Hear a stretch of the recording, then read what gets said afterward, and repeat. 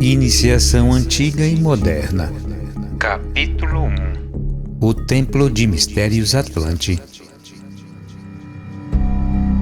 Desde que a humanidade, os filhos pródigos espirituais do nosso Pai Celestial, perambulou pelos desertos do mundo e se alimentou dos prazeres que destroem a alma como a fome destrói o corpo, existe no coração do homem uma voz silenciosa que o chama de volta ao lar. Entretanto, muitas pessoas, estando totalmente absorvidas por interesses materiais, não podem ouvi-la.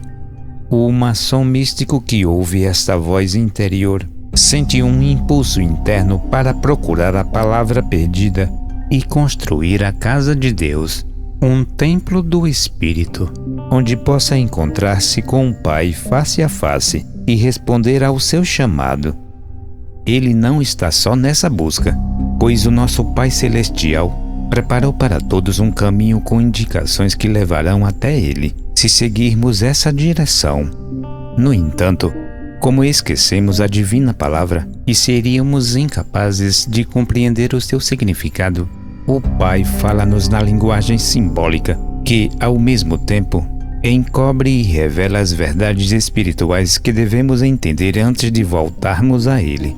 Do mesmo modo que oferecemos aos nossos filhos livros com gravuras para revelar-lhes conceitos incompreensíveis às suas mentes infantis, assim também cada símbolo dado por Deus tem um profundo significado, incompreensível, se não fosse explicado dessa maneira. Deus é Espírito, e em Espírito deve ser adorado. Por isso, é totalmente desnecessário tentar idealizar uma forma material dele, pois nada que imaginarmos conduziria a uma ideia adequada. Mas do mesmo modo que saudamos a bandeira do nosso país com alegria e entusiasmo, porque desperta em nós os sentimentos mais ternos pelo lar e por nossos antes queridos e, em consequência, suscita os nossos mais nobres impulsos, por ser um símbolo de tudo que mais prezamos, assim também agem os diferentes símbolos divinos, dados para a humanidade de tempos em tempos, aquele acervo de verdade que já estão em nossos corações e despertam nossa consciência para as ideias divinas que transcendem as palavras. Contudo, o simbolismo, que realizou um papel importante em nossa evolução passada, é ainda uma necessidade primordial em nosso desenvolvimento espiritual. Daí a conveniência de estudá-lo com nosso coração e nosso intelecto. É óbvio que, assim como nossa atitude mental de hoje depende de como pensamos ontem, também nossa condição e circunstâncias no presente dependem como trabalhamos ou negligenciamos no passado. Cada novo pensamento ou ideia que nos chegam devem ser considerados sob a luz de nossas experiências anteriores, e assim compreendemos que o nosso presente e o nosso futuro são determinados por vivências passadas. De modo semelhante, o caminho para o desenvolvimento espiritual que palmilhamos em existências passadas determina nossa atitude presente e a rota que devemos seguir a fim de atingir nossas aspirações.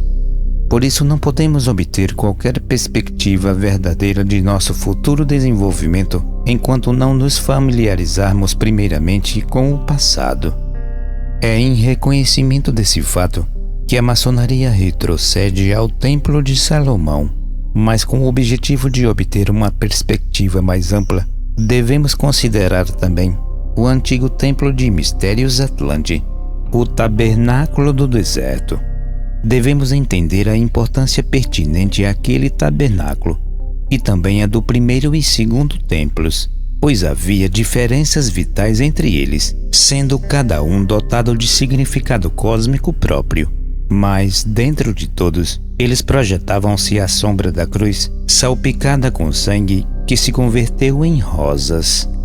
O Tabernáculo do Deserto. Lemos na Bíblia a história de Noé e o remanescente do seu povo, salvos com ele no dilúvio, foram o núcleo da humanidade da idade do arco-íris, na qual vivemos agora.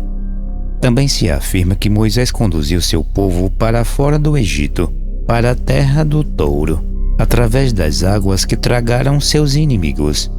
Levou seu povo a salvo, como um povo escolhido para adorar o Cordeiro. Áries, em cujo signo o Sol entrava por precessão dos equinócios. Estas duas narrativas referenciam o mesmo incidente conhecido como a emersão da humanidade infantil do submerso continente Atlante para a presente idade dos ciclos alternantes, onde verão e inverno, dia e noite, fluxo e refluxo sucedem-se ininterruptamente. A humanidade, que acabava de ser adotada com a mente, começou a notar a perda da visão espiritual que possuía até então, e sentiu saudades do mundo espiritual e de seus guias divinos, nostalgia que permanece até os dias atuais. Os homens nunca cessaram de lastimar essa perda. No entanto, o antigo templo de mistérios Atlante, o tabernáculo do deserto, foi-lhes dado para que pudessem encontrar Deus quando se qualificassem pelo serviço e tivessem subjugado a natureza inferior pelo eu superior. Designado por Jeová, representava a incorporação de grandes verdades cósmicas ocultas pelo véu do simbolismo, o qual falava para a natureza interna ou eu superior. Em primeiro lugar, é digno de nota que este tabernáculo, delineado por ordem divina, tenha sido dado a um povo escolhido que deveria construí-lo graças a ofertas voluntárias doadas com prazer e devoção.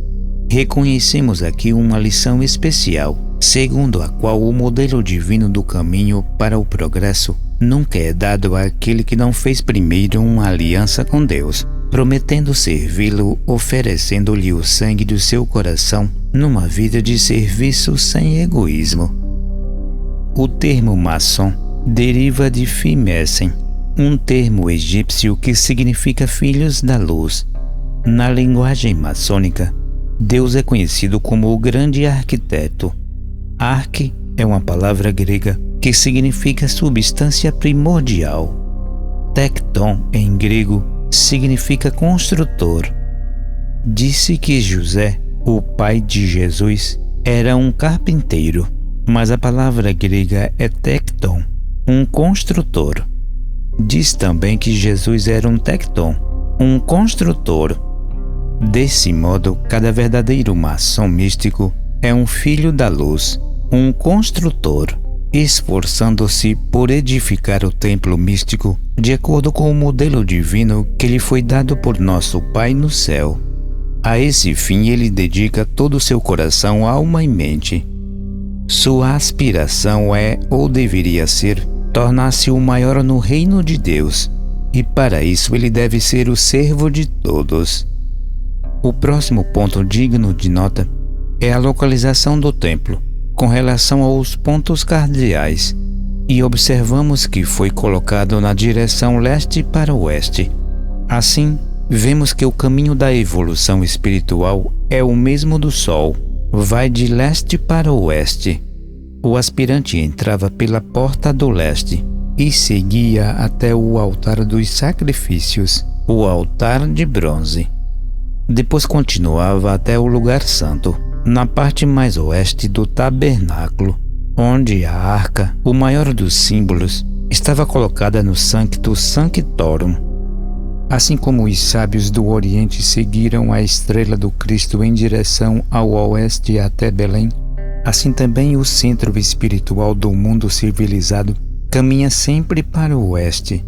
E hoje a onda espiritual, que começou na China, nas praias ocidentais do Pacífico, chegou agora às praias orientais do mesmo oceano, onde está reunindo forças para erguer-se uma vez mais através de sua cíclica jornada pelas águas, para recomeçar no futuro distante uma nova jornada cíclica ao redor da Terra. A natureza ambulante deste tabernáculo do deserto é, portanto, uma excelente representação simbólica da natureza migratória do homem, um eterno peregrino, passando sempre do limite do tempo à eternidade para voltar novamente. Como um planeta revoluteia em sua jornada cíclica, ao redor do Sol primitivo, assim também o homem, o pequenino mundo ou microcosmo, viaja numa dança cíclica ao redor de Deus, a fonte e a meta de tudo.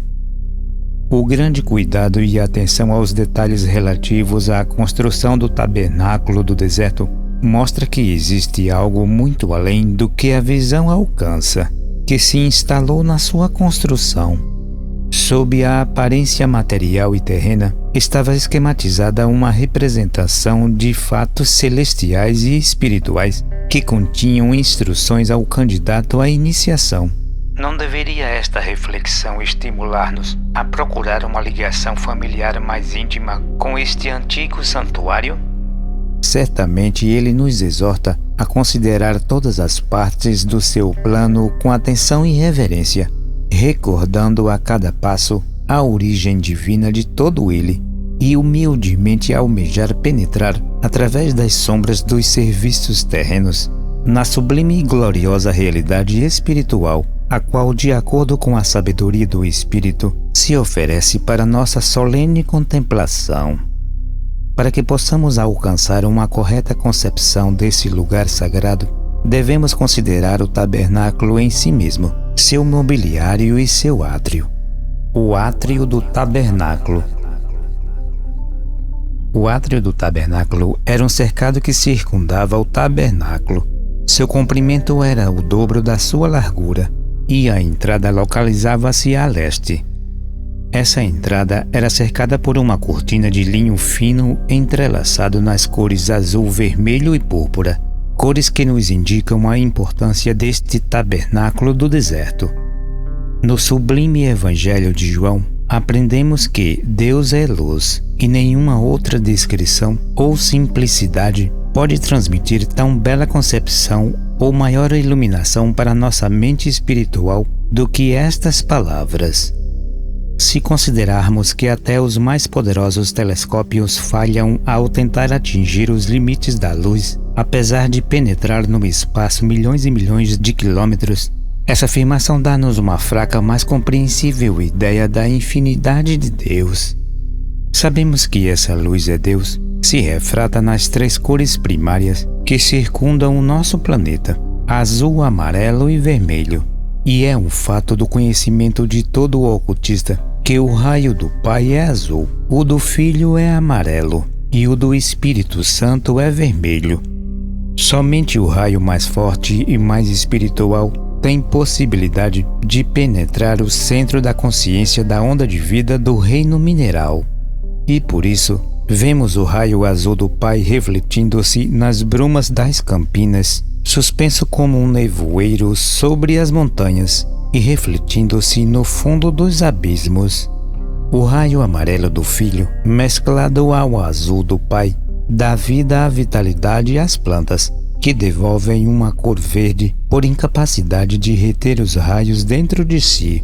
Mas no reino animal, ao qual anatomicamente pertence ao homem, ainda não regenerado, os três raios são absorvidos, e o raio do Espírito Santo imprime-lhe a cor vermelha da carne e do seu sangue. A mescla do azul e vermelho evidencia-se na cor púrpura do sangue envenenado pelos múltiplos pecados, mas o amarelo não se manifestará como corpo-alma até que o dourado manto nupcial da noiva mística do Cristo místico seja emanado de dentro. Por isso as cores dos véus do templo, tanto do portão como na entrada do tabernáculo, mostravam que essa estrutura foi projetada num período anterior à vinda do Cristo, pois continha somente as cores azul do Pai e vermelha do Espírito Santo, que juntas formam a cor púrpura.